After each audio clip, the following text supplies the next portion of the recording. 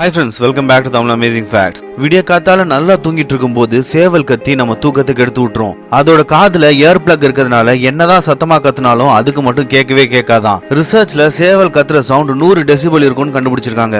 அந்த சத்தத்துக்கு ஈக்குவலா ரொம்ப மரம் இருக்கிற சத்தத்தை கம்பேர் பண்றாங்க.